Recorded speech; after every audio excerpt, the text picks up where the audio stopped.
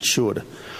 The trade relationship is underdeveloped, and Prime Minister Modi and I have spent quite some time this morning talking about what we need to do to really crank up the trade relationship. Yes, Australia has recently signed, recently negotiated free trade agreements with Korea, Japan and now China. But we're not resting on our laurels. We're not satisfied with just that. We want to go further, and that's why the next priority for Australia is a comprehensive economic partnership agreement with India. If I may say so, this is a moment in time. This is the time to get this done.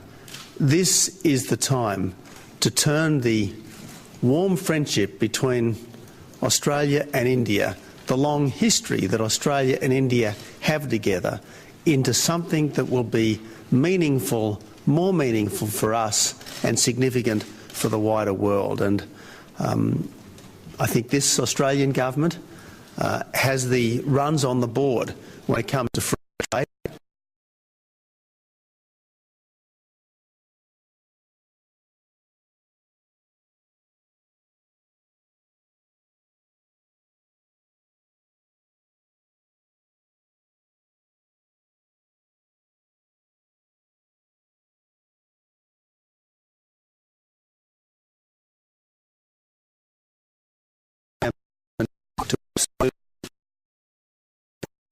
We didn't just discuss trade, we discussed energy security and Australia's readiness and willingness to supply uranium to India for peaceful purposes.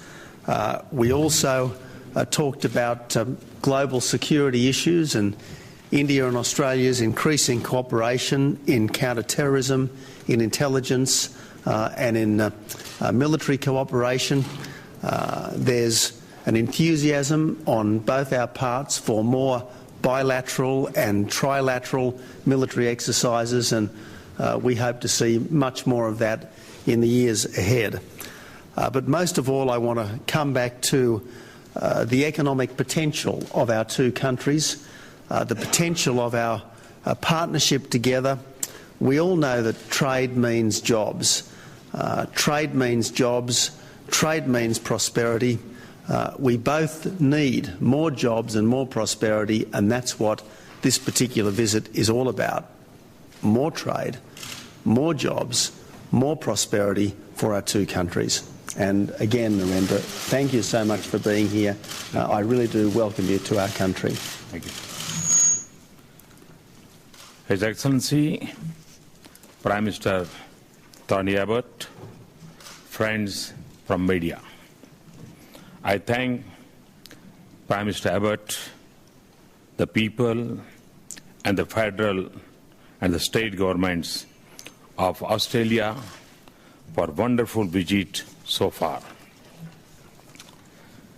Prime Minister Abbott and I have spent the last week together at the East Asia Summit, the G20, and for this bilateral summit. This reflects the broad framework of our relationship defined by a growing partnership in the cause of a peaceful and prosperous world, and a strong and broad-based bilateral relationship.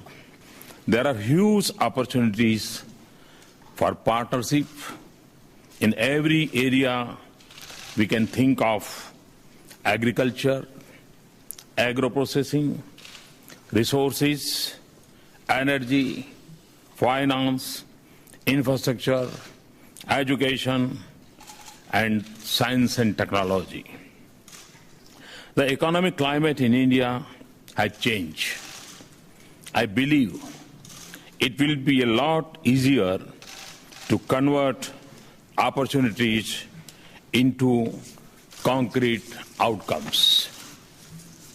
Prime Minister Abbott and I discussed what we should do to impart real momentum to our economic partnership.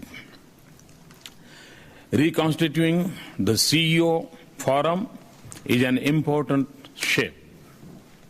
We have agreed to speed up negotiations on the Comprehensive Economic Partnership Agreement. I also asked for easier access for Indian business to the Australian market and quicker investment approvals. India will hold a Make in India show in Australia in 2015. Australia will also be holding Business Week in India in January 2015. We also agreed on seeking early closure on the civil nuclear agreement, which will give Australia a chance to participate in one of the most secure and safe nuclear energy programs in the world. Cricket and hockey are a natural glow between our people. I know yoga is enormously popular here. We need to connect our people more. I am pleased with the new cultural exchange program signed today. India would open a cultural center in Sydney by February 2015. We plan to hold a Festival of India in Australia in 2015 and tourism weeks in Australia. The Social Security Agreement is a really positive development.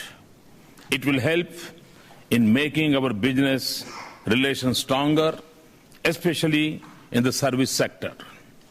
I greatly welcome the new framework for security cooperation. Security and defense are important areas. New regional stability, competition, national